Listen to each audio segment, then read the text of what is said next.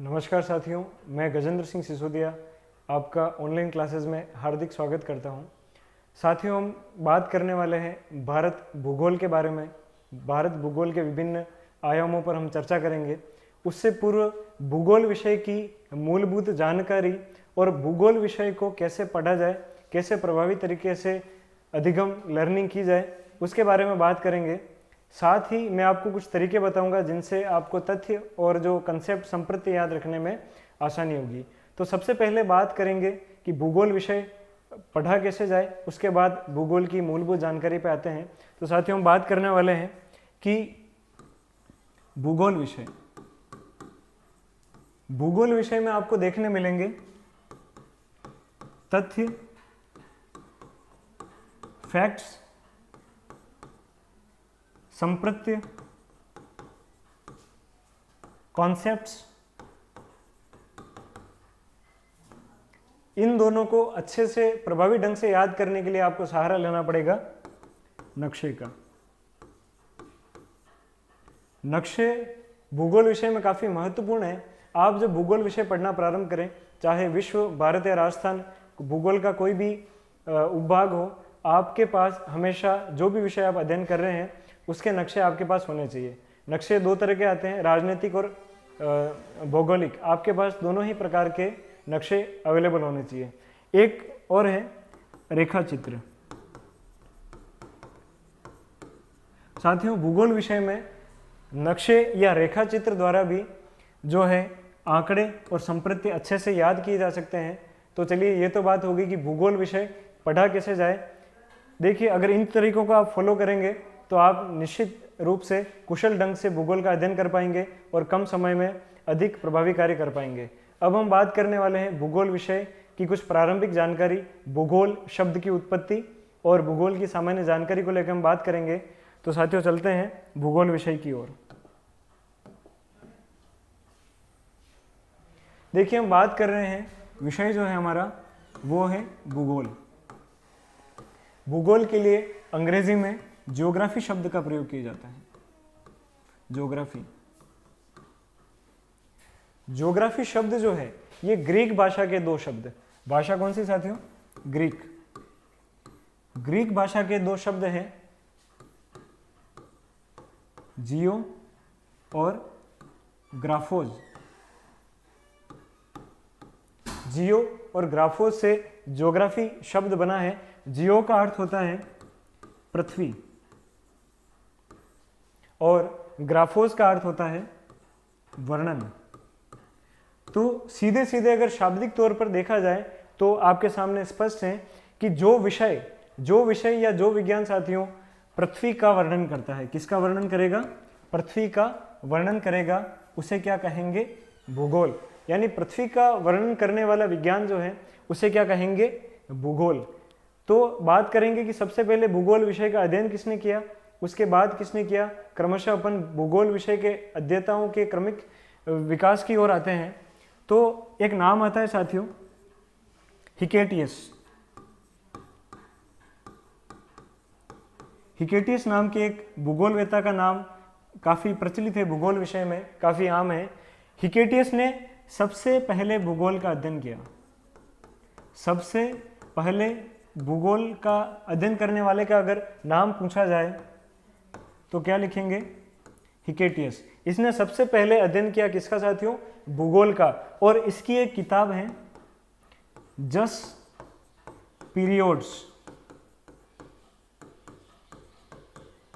पीरियोड्स करके इसकी एक किताब है। इसके बाद जब प्रारंभ हिकेटियस ने किया तो हिकेटियस को भूगोल का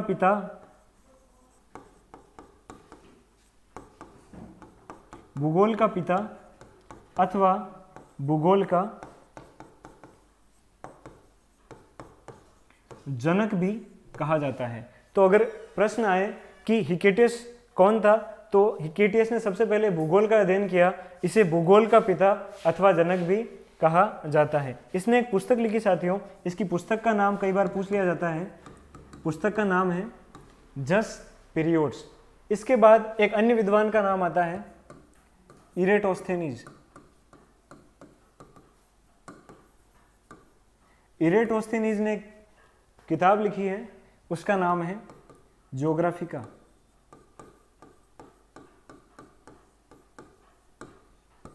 कई बार सुमेलित करने में दे देते हैं, तो आप याद रखें, हिकेटियस ने लिखी जस्ट पीरियड्स और इरेटोस्थेनीज ने लिखी ज्योग्राफिका करके बुक है।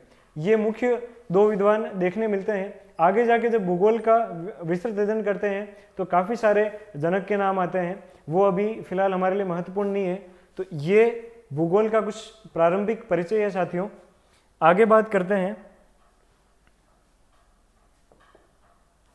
कि हमने बात की साथियों कि हमने समझा भूगोल क्या है, पृथ्वी का अध्ययन है। भूगोल बेसिकली क्या है, पृथ्वी का अध्ययन करना है। तो इसमें एक शब्द आया है पृथ्वी। पृथ्वी वो ग्रह है जिस पे हम सभी निवास करते हैं। तो पृथ्वी का अध्ययन करने के लिए या पृथ्वी पर किसी स्थान की स्थिति को ज्ञात करने के लिए काल्पनिक रेखाओं का एक जाल बनाया गया। साथियों ये रेखाएं जो है, आपने ग्लोब देखा होगा। ग्लोब क्या है, ग्लोब जो है साथियों वो पृथ्वी का प्रतिरूप है। ग्लोब जो है वो पृथ्वी का प्रतिरूप है। तो ग्लोब पर आपने आड़ी और खड़ी रेखाएं या लंबवत और ऊर्ध्वाधर रेखाएं देखी होंगी। तो उन रेखाओं को कहा जाता है अक्षांश व देशांतर। अक्षांश व देशांतर रेखाएं। तो हम जानेंगे कि बेसिकली अक्षांश रेखाएं होती क्या है और देशांतर रेखाएं कौन सी हैं। तो पृथ्वी पर जो रेखाएं आपको आड़ी दिखें, अक्षांश को अंग्रेजी में कहते हैं लेटीट्यूड और देशांतर को कहते हैं लॉन्गिट्यूड। लेटीट्यूड और लॉन्गिट्यूड।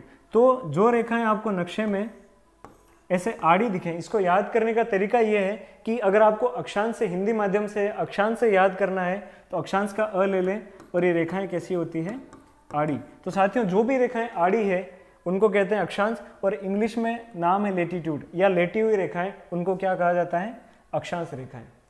अब देशांतर रेखाओं की अगर बात करें तो देशांतर रेखाएं इस प्रकार की जो आपको खड़ी रेखाएं मिलेंगी वो रेखाएं क्या कहलाएंगी साथियों, देशांतर। जब आपको अक्षांश रेखाओं के बारे में जानकारी होगी कि अक्षांश रेखाएं कहते किन्हें हैं, तब आप देशांतर रेखाओं के बारे में भी आराम से पता लगा सकेंगे। तो ये तो काफ़ी जो है मूल परिचय हो गया कि अक्षांश रेखाएं और देशांतर रेखाओं का। आगे चलते हैं, इनके बारे में थोड़ी सी विस्तृत जानकारी प्राप्त करते हैं। साथ ही ये भी जानेंगे कि अक्षांश और देशांतर रेखाएं आखिर बनी कैसे। तो साथियों इसमें आप देखेंगे कि यह मैंने पृथ्वी का एक रेखा चित्र बनाया है। इस पे 0 डिग्री अक्षांश क्या है साथियों, ये 0 डिग्री अक्षांश। हमने पूर्व में चर्चा की कि आड़ी रेखा जो भी होगी वो क्या कहलाएगी, अक्षांश। तो ये 0 डिग्री अक्षांश है, पृथ्वी को 2 भागों में बांट रही है, मतलब भूमि को 2 भागों में बांट रही है, भूमि के मध्य में है, तो इसे कहेंगे भूमध्य रेखा। क्या कहेंगे साथियों, भूमध्य रेखा। अब एक चीज है, कई बार कंफ्यूजन होता है कि अक्षांश और अक्षांश रेखाएं हैं क्या। तो जैसा कि आपको नोट्स में दिख भी रहा होगा, इसी को मैं एक्सप्लेन करने वाला हूं। देखिए, अगर अक्षांश रेखा से, अगर 0 डिग्री अक्षांश रेखा से 1-1 डिग्री के कोण बनाए जाए, कितने कितने डिग्री के, 1-1 डिग्री के अगर कोण बनाए जाए साथियों, तो आप देखेंगे कि कितने कोण बनेंगे, 90 डिग्री तक के कोण हम एक तरफ बनाएंगे तो कितने बनेंगे, 90 डिग्री। अच्छा एक चीज और, 0 डिग्री अक्षांश रेखा जो है साथियों, 0 डिग्री अक्षांश रेखा पृथ्वी को आप देख रहे होंगे कि 2 भागों में बांट रही है। ये दिशा कौन सी है, उत्तर, और ये दक्षिण दिशा। तो ये पृथ्वी एक गोला है और भूमध्य रेखा ने इनको आधे आधे गोले यानी अर्धगोले में विभाजित किया है। तो उत्तर की तरफ जो अर्धगोला है इसे पुकारेंगे साथियों उत्तरी गोलार्ध, और जो नीचे की तरफ जो है दक्षिण की तरफ, इसको कहेंगे हम दक्षिणी गोलार्ध। तो हम बात कर रहे हैं साथियों कि उत्तरी गोलार्ध में अगर भूमध्य रेखा से 1-1 डिग्री के कोण लिए जाएं तो ये कुल 90 कोण होते हैं या 90 डिग्री तक के अक्षांश बनते हैं। वही साथियों बात की जाए दक्षिण में, इस तरीके के अगर लिए जाए एक एक डिग्री के अंतराल पर, तो इनकी संख्या भी कितनी आएगी साथियों? 90। ये हम बात कर रहे हैं अक्षांशों की, न कि अक्षांश रेखाओं की। तो अब बात करते हैं, ये तो हो गए अक्षांश। अब अक्षांश रेखाएं क्या है? अक्षांश रेखा, सबसे पहले हमें ये जानना होगा कि रेखा बेसिकली होती क्या है। साथियों हम सभी ने पढ़ा है कि दो बिंदुओं को मिलाने वाली रेखा खींचने के लिए कितने बिंदु आवश्यक है साथियों? 2 बिंदु। 2 बिंदुओं को मिलाने वाली किरण जो होती है वो क्या कहलाती है? रेखा। अर्थात रेखा होने के लिए 2 बिंदुओं का होना आवश्यक है। उसके बाद हम बात करें, जैसे एक एक डिग्री के अंतराल पर हमने कोण लिए, तो भूमध्य रेखा के समांतर, साथियों मेरे शब्दों पर ध्यान दीजिएगा कि भूमध्य रेखा के समांतर एक एक डिग्री के अंतराल से अगर समांतर रेखाएं खींची जाए, भूमध्य रेखा के अगर एक एक डिग्री का अंतराल लेकर समांतर रेखाएं खींची जाए, तो साथियों यही रेखाएं क्या कहलाएंगी? आपकी अक्षांश रेखाएं। अक्षांश रेखाएं। अब चलते साथियों नोट्स की तरफ। आपको एक चीज ध्यान रखनी है भूगोल विषय में कि जब प्रश्न पूछा जाए, जब कभी भी एग्जाम में प्रश्न पूछा जाता है, तो आपको फैक्ट याद होने के बावजूद भी आप उसे कई बार गलत कर देते हैं, हम सब गलती करते हैं। तो इसका सबसे आसान उपाय है कि उसकी जो छवि है उसका चित्र हमने मानस पटल पर ले लें, ताकि उससे क्या है प्रश्न गलत नहीं होंगे, और वो कैसे करना है इस पर चर्चा करते हैं। तो सबसे पहली चीज प्रारंभ में ही चर्चा की कि पृथ्वी पर काल्पनिक रेखाओं को खींचा गया है जिन्हें अक्षांश और देशांतर कहा जाता है। तो सबसे पहला बिंदु है अक्षांश रेखाओं में।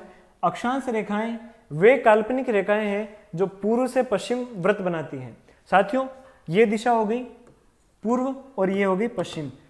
ये पूर्व से पश्चिम या पश्चिम से पूर्व वृत्त बनाती हैं। ये पृथ्वी का जैसे अग्रभाग आपको दृष्टिगोचर होता है, तो इसके बाद भी ये घूमकर आती है, तो ये एक तरह का वृत्त बनाती है। तो अक्षांश रेखाएं पश्चिम से पूर्व या पूर्व से पश्चिम वृत्त बनाती है। उसके बाद साथियों दूसरा बिंदु आता है कि अक्षांशों की संख्या और अक्षांश रेखाओं की संख्या को लेकर अधिकतर जो है उलझन भ्रम की स्थिति बनी रहती है। तो हम देखेंगे अक्षांश, और यहाँ लिखा है अक्षांशों की संख्या है 181। इसको एक्सप्लेन करता हूं मैं, देखेंगे आप। जैसे 90 अक्षांश तो हो गए उत्तरी गोलार्ध में। उत्तरी गोलार्ध में कितने हुए साथियों? 90 अक्षांश। 90 अक्षांश हो गए। और दक्षिणी गोलार्ध में कितने हो गए? 90। 90 किसके हैं? उत्तरी गोलार्ध के। और 90 किसके हैं? दक्षिणी गोलार्ध के। ये कुल कितने होते साथियों? 180 अक्षांश हो जाते हैं। इसके बाद अगर 0 डिग्री अक्षांश भी इसमें सम्मिलित करते हैं, क्योंकि ये भी अक्षांशों के अंतर्गत ही है, तो इसमें एक और जोड़ देने पर ये 181 अक्षांश बन जाते हैं। तो साथियों अगर अक्षांश की संख्या पूछी जाए, किसकी? अक्षांश की संख्या अगर पूछी जाए तो कितनी है? 181। अब हम बात करेंगे अक्षांश रेखाओं के बारे में। हमने चर्चा की कि 2 बिंदुओं को मिलाने वाली किरण ही क्या कहलाती है? रेखा। तो 90 डिग्री उत्तरी अक्षांश और 90 डिग्री दक्षिणी अक्षांश केवल एक बिंदु के रूप में विद्यमान है। केवल एक बिंदु के रूप में ये विद्यमान है। तो साथियों क्या एक बिंदु से रेखा खींची जा सकेगी? आपका जवाब होगा नहीं, क्योंकि एक बिंदु से कोई भी रेखा नहीं खींची जा सकती, हम पूर्व में चर्चा कर चुके हैं। तो कुल अक्षांश जो है 181, 181, इसमें से हमें 2 अक्षांश घटाने पड़ेंगे, एक ये और एक ये। तो 181 में से जब हम 2 घटा देंगे, क्योंकि 2 अक्षांशों पर रेखाएं बनना संभव नहीं है, तो संख्या आएगी 179। और साथियों अक्षांश रेखाओं की संख्या कितनी है? 179। एक बार पुनः दोहरान करता हूं, ध्यान से सुनिएगा कि भूमध्य रेखा से एक एक डिग्री का कोण लेने पर उत्तरी गोलार्ध और दक्षिणी गोलार्ध में क्रमशः 90-90 अक्षांशों का निर्माण होता है। उसके बाद हमने जाना कि रेखा खींचने के लिए 2 बिंदुओं का होना आवश्यक है। उसके बाद हमने अध्ययन किया कि 90 डिग्री उत्तरी अक्षांश और 90 डिग्री दक्षिणी अक्षांश केवल एक बिंदु के रूप में विद्यमान है और वहां पर किसी प्रकार की रेखा खींचना संभव नहीं है। इसलिए 181 में से 2 घटाए तो कितने बचे? 179। तो अक्षांश रेखाओं की संख्या कितनी है? 179। अच्छा एक चीज, अगला बिंदु कहता है कि सभी अक्षांश रेखाएं भूमध्य रेखा के समांतर होती है। तो साथियों आपको बस ये चित्र देखना है और चित्र से ही हम फैक्ट निकालेंगे। भूगोल विषय इसी कंसेप्ट पर आधारित रहता है। तो आप देख पा रहे होंगे कि सभी अक्षांश रेखाएं किसके समांतर हैं? भूमध्य रेखा के। तो बात हो गई सभी अक्षांश रेखाएं भूमध्य रेखा के समांतर होती हैं। उसके बाद बात करें कि सभी अक्षांश रेखाएं वृत्ताकार होती हैं, अर्थात वृत्त बनाती हैं। ये भी हमने जाना कि ये रेखा का अग्रभाग दिख रहा है परंतु पृथ्वी गोल है और साथ ही घूमकर एक वृत्त का निर्माण करती है। किसका निर्माण करती है? एक वृत्त का निर्माण करती है। अब देखेंगे अगला स्टेटमेंट है कि दो अक्षांशों के बीच की दूरी हमेशा समान होती है। आप देख रहे होंगे कि भूमध्य रेखा के सभी रेखाएं समांतर हैं और बिल्कुल एक एक डिग्री के अंतराल पर खींची गई है। तो जब रेखाएं समांतर खींची जाती है, एक समान खींची जाती है, तो उनके बीच की दूरी भी समान होती है। अब एक महत्वपूर्ण तथ्य है साथियों कि दो अक्षांशों के बीच की दूरी, दो अक्षांशों के बीच की दूरी ये कितनी होगी? अगर एक एक डिग्री का अंतराल है तो 111 किलोमीटर। तो ये कुछ अक्षांश रेखाओं की विशेषता हो गई। ये स्टेटमेंट हमने इसीलिए लगाए हैं क्योंकि सीधे आजकल प्रश्न सीधे तौर पर बहुत कम पूछे जाते हैं। विश्लेषणात्मक प्रश्न पूछने का जो है चलन है उसमें सही कथन, गलत कथन, सही कूट का चयन करें या अक्षांश रेखाओं के बारे में सही या गलत कथन है उसमें सीधे से ही कथन पूछ लिए जाते हैं। इसलिए आप एक कथन याद रखें और कभी भी भूगोल पढ़ते हुए आपको कई दिक्कत हो तो आप जो लिखा हुआ है उसको ड्रॉ करके उसका रेखा चित्र या मानचित्र में उसको दर्शा के आसानी से समझ सकते हैं। तो आशा करता हूं यहां तक समझ आया होगा। चलते हैं अगली जानकारियों की तरफ। अब हम बात करते हैं साथियों अक्षांश रेखाओं की पुनः। आप बस चित्र को याद रखें, चित्र से अपने आप तथ्य निकलेंगे। जैसे कि हम नए नए तथ्य निकालेंगे कि सबसे लंबी अक्षांश रेखा, अब साथियों ये है 0 डिग्री भूमध्य रेखा। तो आप देख पा रहे होंगे कि सबसे लंबी अक्षांश रेखा कौन सी है? भूमध्य रेखा। लिखा भी है कि सबसे लंबी अक्षांश रेखा कौन सी साथियों? भूमध्य रेखा है। या यूं कहा जाए इसी को दूसरे शब्दों में कि अक्षांश रेखा की सर्वाधिक लंबाई कहां पाई जाती है? तो 0 डिग्री अक्षांश पे। तो सीधा सा है कि सबसे लंबाई अक्षांश रेखाओं की कहां पाई जाती है? तो 0 डिग्री अक्षांश या भूमध्य रेखा पर। आगे बात करें कि अक्षांश रेखाओं के बीच की दूरी हमेशा समान रहती है। यह तथ्य साथियों इंपॉर्टेंट है, आपको इसको थोड़ा सा विशेष ध्यान के साथ में पढ़ना है कि अक्षांश रेखाओं के बीच की दूरी हमेशा समान रहती है। यानी ये दूरी जो है साथियों, ये लेंथ जो है ये हमेशा समान रहेगी। कारण क्या है कि भूमध्य रेखा के समांतर ये खींची गई है। तो पढ़ते हैं इसे कि अक्षांश रेखाओं के बीच की दूरी हमेशा समान रहती है जबकि भूमध्य रेखा से ध्रुवों की ओर जाने पर लंबाई कम होती है। तो स्पष्ट रूप से आपको इसमें दिख रहा होगा कि अक्षांश रेखा पर सबसे लंबाई, परंतु भूमध्य रेखा की ओर क्रमशः जाने पर भूमध्य रेखा से ध्रुवों की ओर, चाहे उत्तरी ध्रुव हो चाहे दक्षिणी ध्रुव हो, तो लंबाई में क्या आएगी साथियों? लंबाई कम होगी। ठीक है। अच्छा, एक चीज और देखें अपन कि अक्षांश रेखाओं के आधार पर ही ताप कटिबंध का निर्माण होता है। अब जो कंसेप्ट आने वाला है वो कुछ उसमें जलवायु का भी भाग होगा, इसलिए थोड़ा सा आप इसको विशेष ध्यान के साथ देखें। सूर्य की स्थिति के आधार पर अक्षांशों से ताप कटिबंध निर्धारित किए जाते हैं, उसको हम इस रेखा चित्र में समझते हैं। साथियों ये पृथ्वी का प्रतिरूप है, ये सूर्य हो गया। तो सूर्य से जब सीधी किरणें पड़ेंगी साथियों, तो ये पड़ेंगी सीधे तौर पे भूमध्य रेखा के आसपास और ध्रुवों की ओर जाने पर ये क्रमशः तिरछी हो जाती है। तो अलग अलग ताप कटिबंधों का निर्माण होता है। अब कौन कौन से ताप कटिबंध है ये हम आगे जानेंगे। साथियों बात करते हैं कि भूमध्य रेखा से उत्तर में स्थित, ये आपकी 0 डिग्री भूमध्य रेखा है। 0 डिग्री भूमध्य रेखा, भूमध्य रेखा से उत्तर में स्थित अक्षांशों को उत्तरी अक्षांश, भूमध्य रेखा से उत्तर में जो अक्षांश जितने भी होंगे उनको क्या कहेंगे? उत्तरी अक्षांश। इनको कहेंगे उत्तरी अक्षांश। और दक्षिण में होंगे उनको दक्षिणी अक्षांश। ठीक है, सीधे से कॉमन सेंस की बात है कि उत्तर में जो स्थित है उत्तरी अक्षांश, दक्षिण में जो स्थित है वो दक्षिणी अक्षांश। अब साथियों बात करते हैं कुछ महत्वपूर्ण अक्षांशों की। जैसे 0 डिग्री अक्षांश जो है ये भूमि को 2 भागों में विभाजित करता है मध्य में से, तो इसको कहते हैं भूमध्य रेखा। भूमध्य रेखा कहते हैं, इसको विषुवतीय रेखा भी कहा जाता है। भूमध्य रेखा या विषुवतीय रेखा भी कहा जाता है। उसके बाद साथियों जब बात करते हैं 23 डिग्री 23.5 डिग्री उत्तरी अक्षांश की, तो इसे कहा जाता है कर्क। इसे क्या कहा जाता है साथियों? कर्क रेखा। और वहीं बात की जाए 23.5 डिग्री दक्षिणी अक्षांश की, तो इसे क्या कहा जाता है? मकर रेखा। मकर रेखा, ये रेखाएं याद रखें, इससे ही मैं अभी आपको ताप कटिबंध से अवगत करवाऊंगा। 23 डिग्री उत्तरी अक्षांश रेखा कहलाती है कर्क रेखा और दक्षिणी कहलाती है मकर रेखा। उसके बाद आगे बढ़ते हैं साथियों, 66.5 डिग्री उत्तरी अक्षांश रेखा कहलाएगी आपकी आर्कटिक व्रत।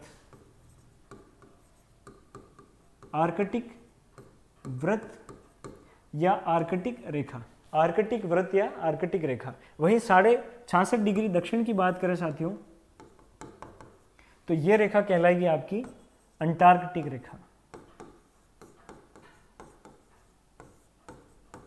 अंटार्कटिक रेखा। तो ये कुछ प्रमुख रेखाएं हो गई। अच्छा, 90 डिग्री उत्तरी अक्षांश, 90 डिग्री उत्तरी अक्षांश को उत्तरी ध्रुव, उत्तरी ध्रुव ये है 90 डिग्री, और 90 डिग्री दक्षिणी अक्षांश को दक्षिणी ध्रुव, ये भी हो गया 90 डिग्री। तो ये कुछ सामान्य सा परिचय हो गया। जो महत्वपूर्ण अक्षांश रेखाएं हैं अधिकतर परीक्षा में पूछी भी जाती हैं।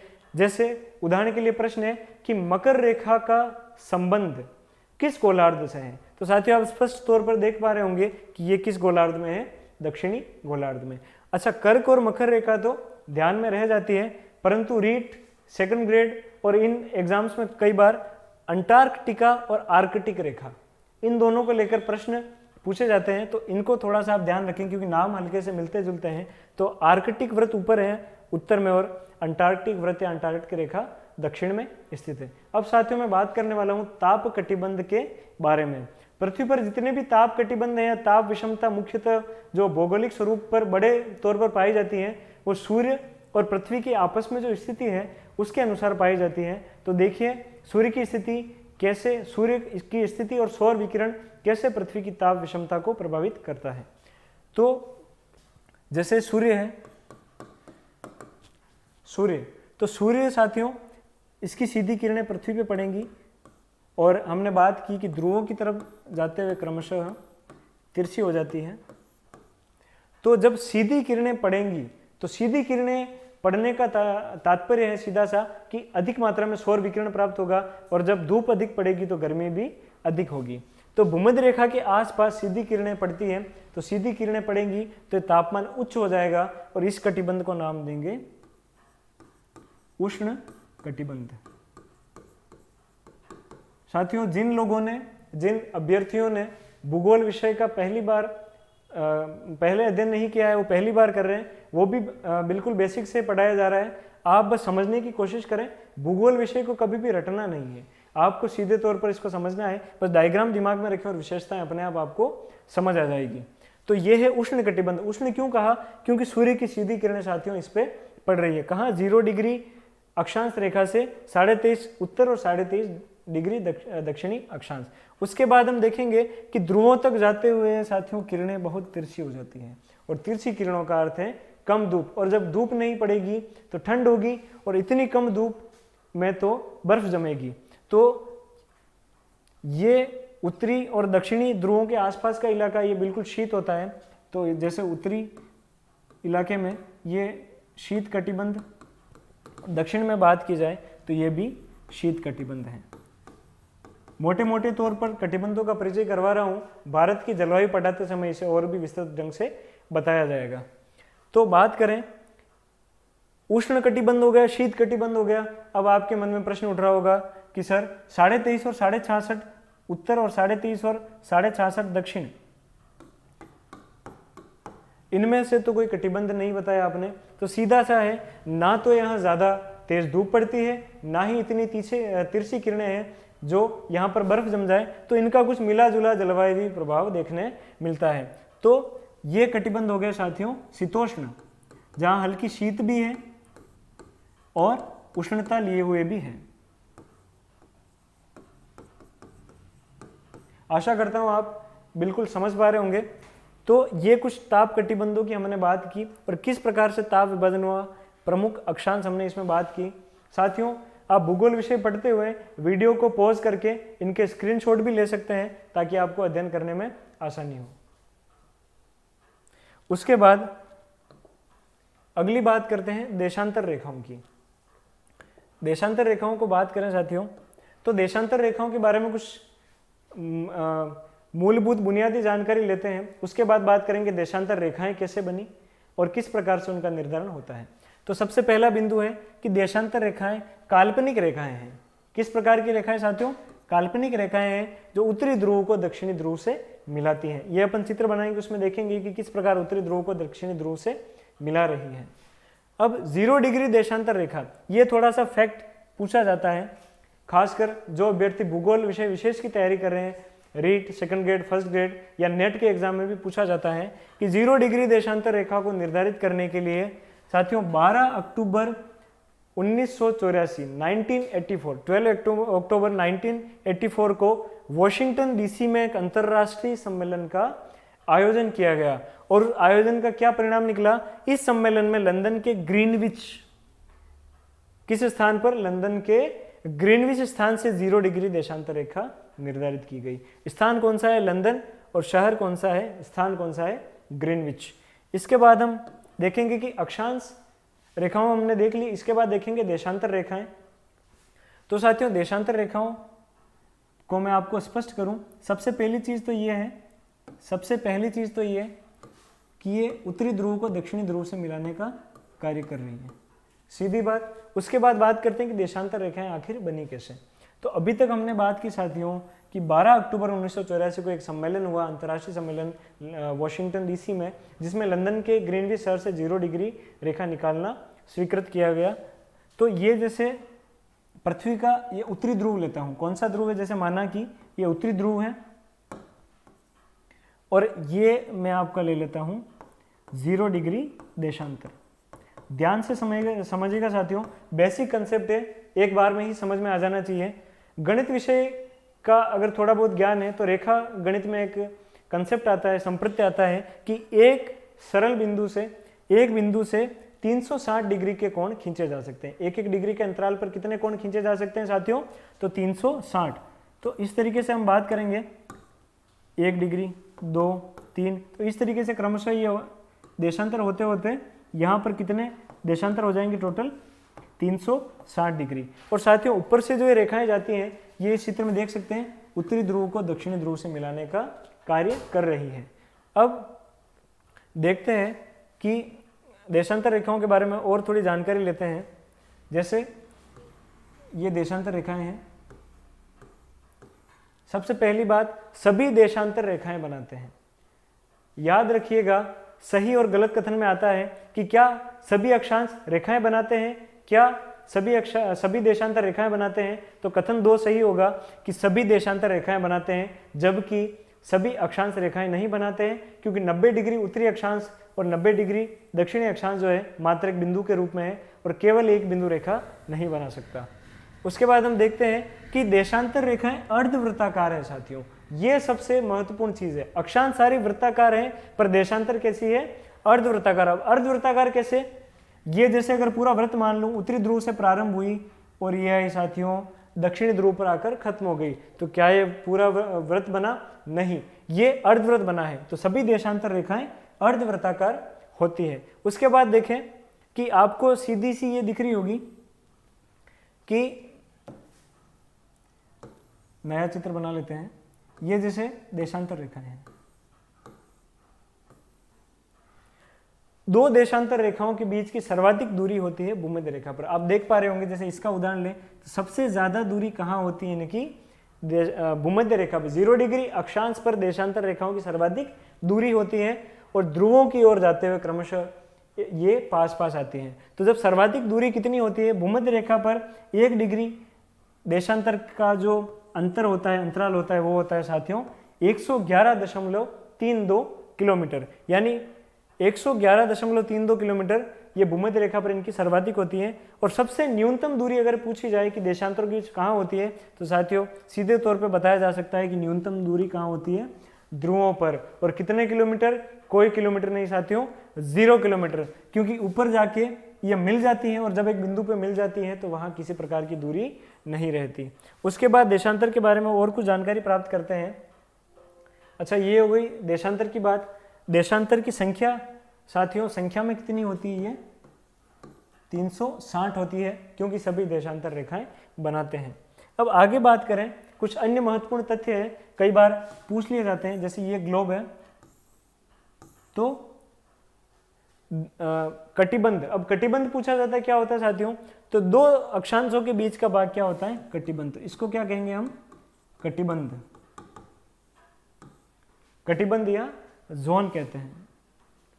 ठीक है, अब वहीं पूछा जाता है कि दो देशांतर के बीच का भाग क्या कहलाएगा, तो साथियों उसको कहेंगे गौर, गौर या वो गौर कहलाता है। और जब ये दोनों मिलते हैं तो उसको क्या कहते हैं, ग्रिड। तो स्पष्ट है, दो अक्षांशों के बीच का भाग कटिबंध, हमने बात भी की कि ताप कटिबंध, उससे आप याद रख सकते हैं। दो देशांतर के बीच का भाग कहलाता है साथियों गौर, और ये दोनों जहां मिलते हैं उसे ग्रिड कहा जाता है।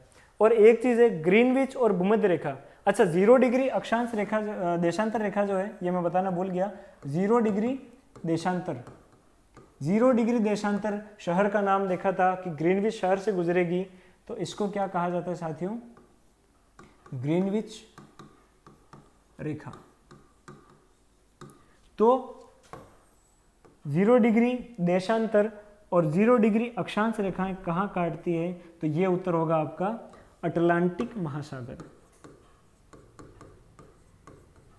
अटलांटिक महासागर में एक दूसरे को काटती है, शब्द चेंज करके पूछा जा सकता है कि प्रतिच्छेदित करती है, काटती है या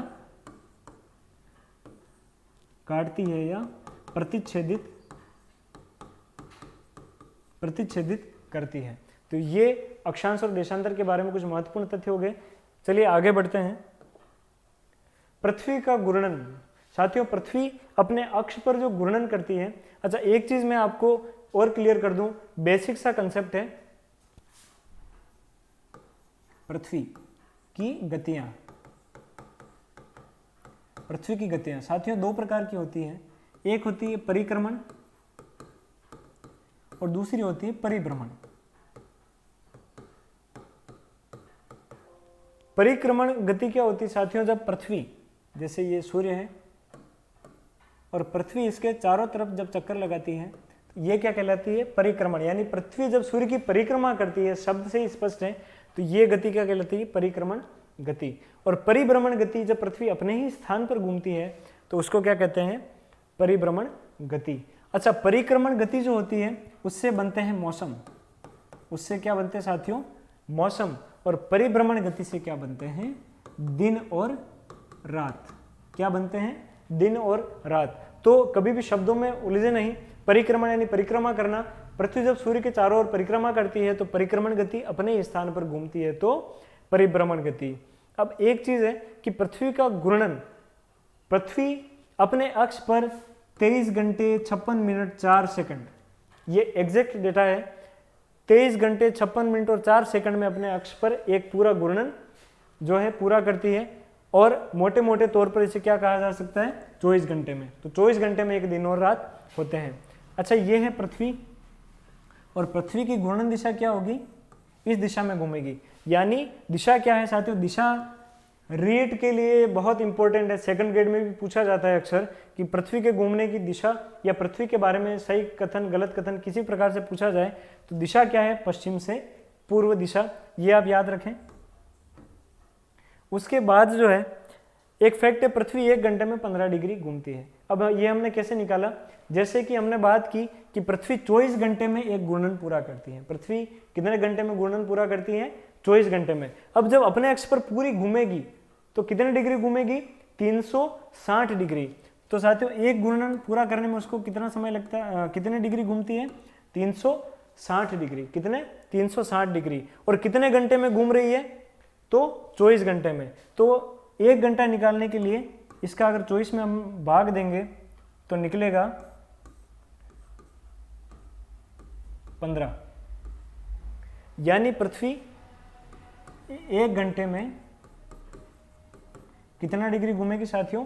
पृथ्वी 1 घंटे में 15 डिग्री घूमती है। अब अगर नेक्स्ट स्टेटमेंट है कि पृथ्वी को 1 डिग्री घूमने में 4 मिनट लगते हैं, तो साथियों ये कैसे निकालें?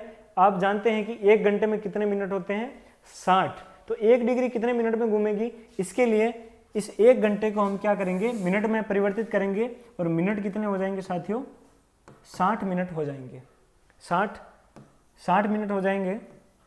अब 60 मिनट में हमको क्या ज्ञात करना है कि कितने डिग्री 1 डिग्री घूमने में, 1 डिग्री घूमने में कितना समय लगेगा? तो 60 में 15 का भाग देंगे तो उत्तर आएगा साथियों 4।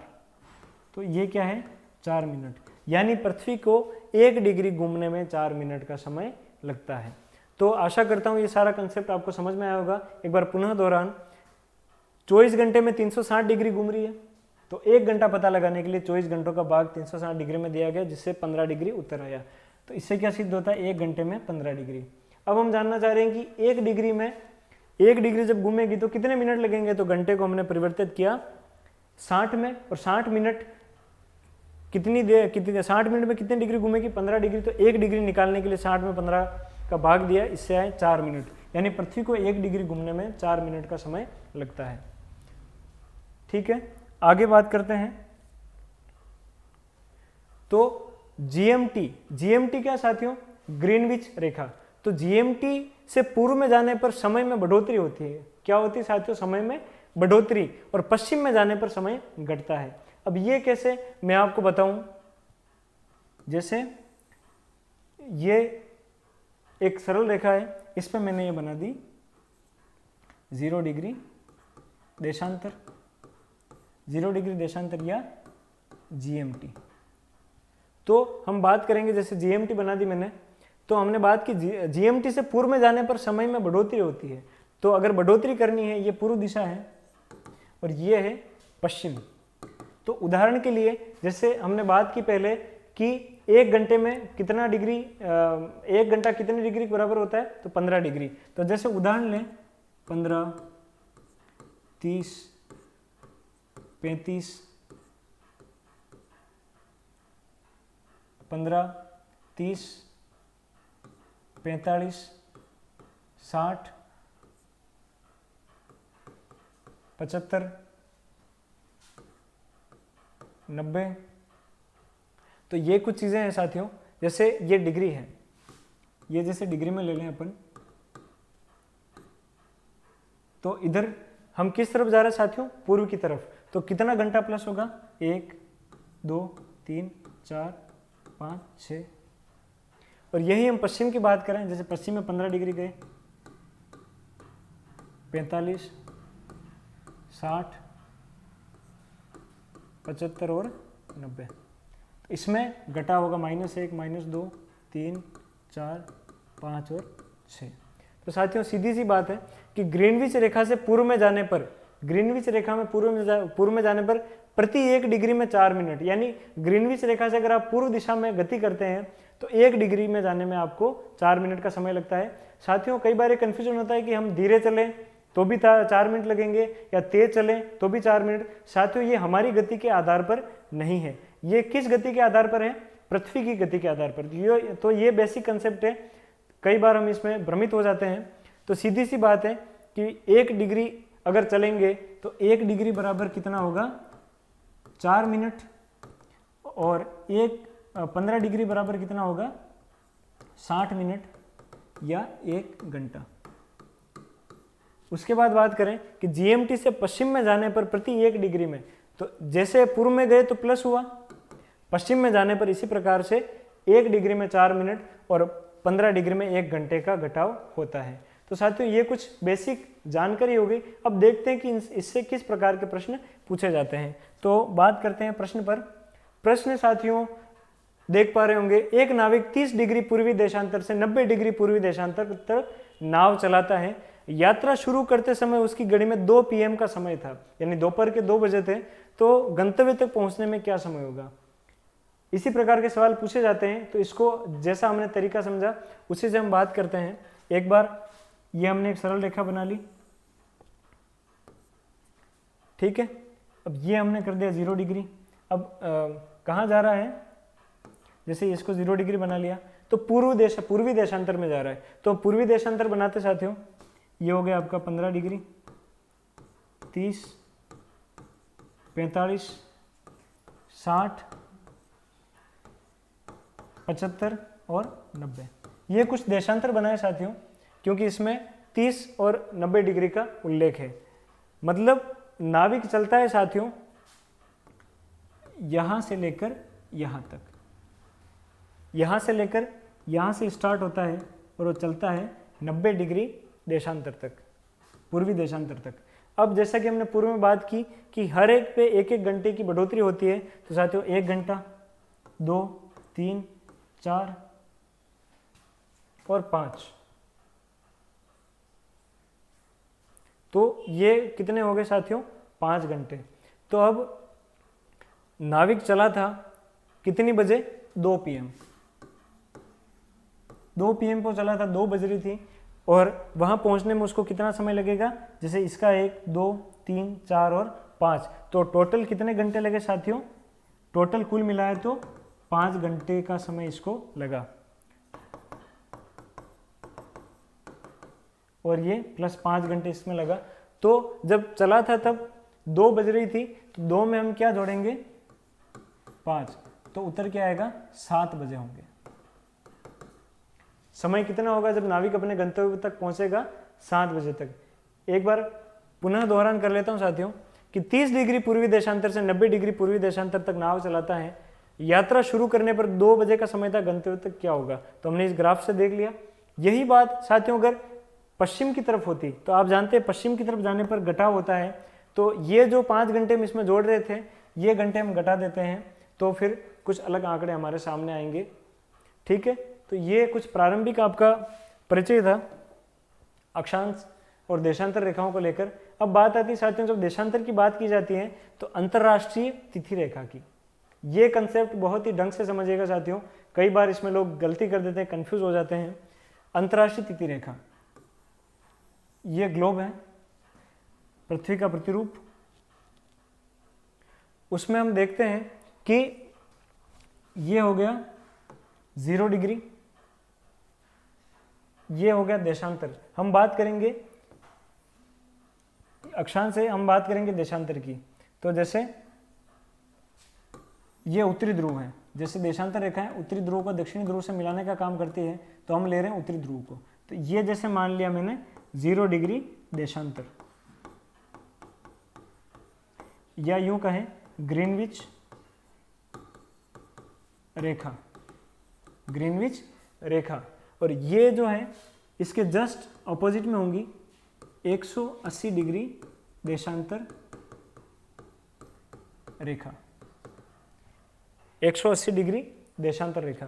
तो 180 डिग्री देशांतर रेखा ही क्या कहलाती है साथियों, अंतर्राष्ट्रीय तिथि रेखा। क्या कहलाती है, अंतर्राष्ट्रीय तिथि रेखा। अब एक चीज है कि जैसे 180 डिग्री है, 180 डिग्री यहां से यहां जाने में समय कितने डिग्री आते हैं, टोटल 180 डिग्री। तो कोई स्टेटमेंट है कि यदि कोई पूर्वी देशांतर से अंतर्राष्ट्रीय तिथि रेखा को पार करके पश्चिमी देशांतर में जाता है तो 1 दिन घट जाता है या उसे 1 दिन का लाभ होता है। तो स्टेटमेंट यहीं से गड़बड़ कंफ्यूज करना शुरू कर देता है। एक चीज है, अगर आपके जीवन में आपको 1 दिन जो आपने जिया है उससे उसको कम कर दिया जाए तो आपका लाभ होगा या हानि। यानी आप अगर कल में वापस चले जाएं, जो बीते हुए कल में, तो लाभ होगा। तो अगर 1 दिन घटेगा तो व्यक्ति को क्या होगा, लाभ होगा। पर किस स्थिति में, पूर्वी देशांतर से अंतर्राष्ट्रीय तिथि पार करके जब वो दक्षिणी भाग में दक्षिणी देशांतर की ओर जाता है। अब ये क्या कंसेप्ट है साथियों कि जैसे 180 डिग्री है, 180 डिग्री ये टोटल उसको पार करने पड़ेंगे, और 15 डिग्री में 1 घंटा पार करता है, तो वो कितने पार करेगा,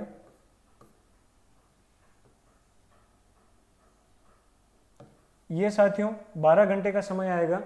तो आप तो सीधा सा स्टेटमेंट याद रखें कि पूर्वी देशांतर को पार करके अगर पश्चिमी देशांतर की ओर जाता है तो एक दिन घट जाएगा। क्या होगा साथियों? एक दिन घट जाएगा। और अगर पश्चिमी देशांतर से अंतर्राष्ट्रीय रेखा को पार करके अगर वो पूर्व में जाएगा, यानी ऐसे अगर आएगा, तो उसको एक दिन का प्लस होगा। ठीक है साथियों, ये कुछ कंसेप्ट थे। अगर आपको इसमें से कोई भी चीज़ समझ में नहीं आती है तो आप कमेंट सेक्शन में कमेंट कर सकते हैं कि कहाँ आपको दिक्कत हुई। साथ ही यूट्यूब चैनल पर हम बात करेंगे कुछ प्रश्नोत्तरी की। वो प्रश्न आपको टेलीग्राम चैनल पे भी शेयर कर दिए जाएंगे, या जिस भी प्रकार से आप उनको स्वयं के स्तर पर हल करें। जो प्रश्न शेयर किए जाएंगे आगे की कक्षा में उस पर चर्चा की जाएगी। तो धन्यवाद साथियों, हमारे साथ बने रहें। अगर ये वीडियो पसंद आया हो तो ज़्यादा से ज़्यादा इसको अधिक से अधिक लोगों तक पहुंचाएं, क्योंकि ये एक निःशुल्क सेवा है और जितने लोगों तक पहुंचेंगी ज्ञान में वृद्धि होगी। धन्यवाद।